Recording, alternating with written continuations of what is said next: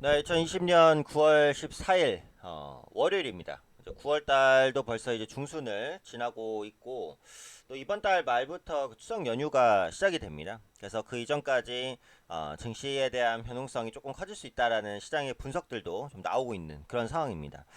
사실 전반적인 내용을 보면 국내 증시는 비교적 안정돼 있고 미증시는 변동성이 커졌어요. 그런데 최근 들어서 이제 국내 증시와 미증시의 디커플링, 약간의 차별화가 나타나는 건 사실입니다. 하지만 그렇다고 해서 미국 증시에 대한 움직임을 완전히 무시할 수 있냐? 또 그건 아니거든요. 지금 미국 증시의 이제 하락 추세가 아직은 진행될 수 있다는 우려감이 남아 있어요. 그래서 간밤에 진행되는 미증시의 반등 이런 부분들도 좀 체크를 하시면서 진행해야 되지 않을까 이렇게 생각이 됩니다.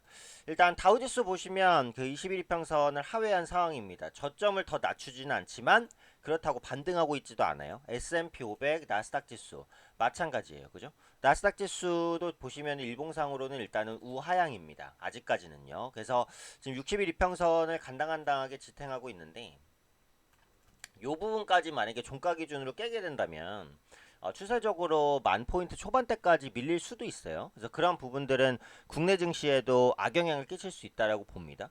앞서 말씀드린 대로 미증시와 국내 증시는 어느 정도의 디커플링이 있는 것은 사실이에요. 하지만 그렇다고 해서 미국 증시의 움직임을 완전히 무시할 수 있냐? 그건 아니라는 거죠. 그래서 지금부터 미국 증시가 하방으로 조금 더 변동성이 확대되면 국내 증시에도 영향을 미칠 수 있으니까 미증시의 흐름 꾸준하게 체크해 보실 필요가 있고요. 그 다음에 환율입니다. 아직 국내 증시가 이제 안정적인 이유 중에 하나가 또 환율이라고 볼 수 있어요. 원달러 환율이 1180원, 1190원대에서 매우 안정적입니다. 그래서 현재 안정적인 수준을 유지하는 게 이제 가장 좋고요. 만약에 원달러 환율이 갑자기 이제 상방으로 튀게 된다면 그때는 국내 시장 외국인 수급 이탈 이런 부분들 나타날 수 있으니까 환율이 지금처럼 안정세를 띠는지 이런 부분들도 주목해 보셔야 될 포인트다. 이렇게 보셔야 되겠죠. 그래서 코스피 지수는 일단 안정을 찾습니다. 네, 21평선 위로 왔고 개인 투자분들께 중요한 코스닥 지수. 지금까지 이제 코스닥 지수를 이끈 게 어차피 제약바이오주란 말이에요. 그래서 제약바이오주가 흔들리면 코스피 지수는 흔들림이 나올 수 있는데 최근 들어서 제약바이오주가 종목별로 차별화가 조금 나타나고 있잖아요. 그래서 제약바이오 업종에 대한 움직임도 꾸준하게 좀 체크를 해보셔야 될 것 같고 일단 국내 보면은 이제 코로나 상태가 그 2단계로 다시 하향 안정이 됐죠. 그러니까 경기에 대한 부진을 더 이상 두고 볼 수 없다라는 관점입니다. 그러니까 시장 자체로는 이 부분이 좀 더 긍정적이긴 해요. 근데 만약에 그 거리두기 2단계로 다시 이제 회귀가 된 상황에서 코로나 환자가 늘어나거나 뭐 그런다면 그때는 또 충격이 올 수도 있어요. 근데 일단 이제 2단계로 바꾼 것 자체는 좀 긍정적일 수 있다라는 부분이고 미국의 경제 지표가 좋다는 거죠. 그러니까 뉴욕이 30일부터 그 수용률 25% 내에서 레스토랑 실내 식당을 또 허용할 방침입니다. 그러니까 미국 같은 경우에도 코로나가 아직 해소는 안 됐는데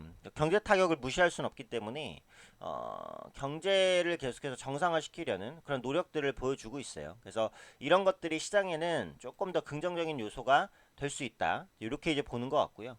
지금 이번 주 주목할 이벤트가 FMC입니다. 네, FMC는 이제 항상 중요한 이벤트인데요. 연방준비제도가 그 경기 부양에 대한 의지를 또 보여준다라고 한다면 좀 긍정적일 수 있는데요. 저금리를 뭐 장기간 유지한다. 이거 항상 하는 말 있잖아요. 요 정도의 말로만 그친다라고 한다면 그다지 이제 호재는 없을 수 있어요. 그래서 이번 주는 행사가 뭐 엄청 많은 한 주는 아니기 때문에 이번 주 중순에 진행되는 FMC에서 어떤 부양책이 나오는지 이런 부분들 좀 주목해 보시면 좋겠고요. 이번 주 말입니다. 19일부터 그 ESMO가 개최돼요. 이게 이제 한국말로 하면 그 유럽 종양학회입니다. 네. 비교적 이제 중요할 수 있는 제약바이오 이벤트예요. 그래서 제약바이오주가 한번 움직일 수 있는 가능성이 있어요.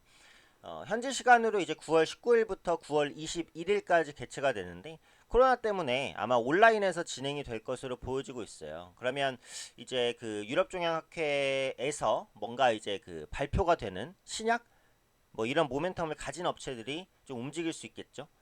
지금 예를 들면 뭐 이소입지스나 뭐 매드팩토 뭐 이런 업체들이 이제 공개를 할 가능성이 높으니까 요거는 이제 뭐 매수하라는 관점에서 말씀드리는 건 아니고요. 유럽 종양학회와 관련이 되는 그런 종목군들을 찾아보는 것도 투자의 힌트가 되겠다라는 관점에서 말씀드리는 겁니다. 그래서 이번 주는 15일 FMC 그리고 이번 주 말에 있을 ESM 유럽 종양학회를 한번 관심 있게 보시면 좋지 않을까 이렇게 생각이 되고요. 시장에 대해서는 전에 말씀드린 대로 투트랙 전략 그죠? 제약바이오와 IT 투트랙으로 가면 된다. 근데 제가 이제 지난주 방송에서 그런 말씀을 좀 드렸어요. IT 쪽에 조금 더 포커스를 둔다. 그래서 저희 VIP 반에서도 제약바이오주 비중을 좀 줄이고 IT 비중을 늘리는 쪽으로 전략을 가져가고 있습니다. 그러니까 지금 투자자분들께서도 IT 쪽의 비중을 조금 늘리는 전략으로 가시는 것이 지금 시장을 대응할 때 아마 시장을 아웃퍼폼하는 성과를 내기에는 가장 좋을 것 같아요. 그래서 그런 부분들 좀 참고하시면서 매매하시면 되겠고요. 저도 더 좋은 수익 위해서 항상 달려가도록 하겠습니다. 이번 주도 성투자 하시고요. 화이팅 하시기 바랍니다.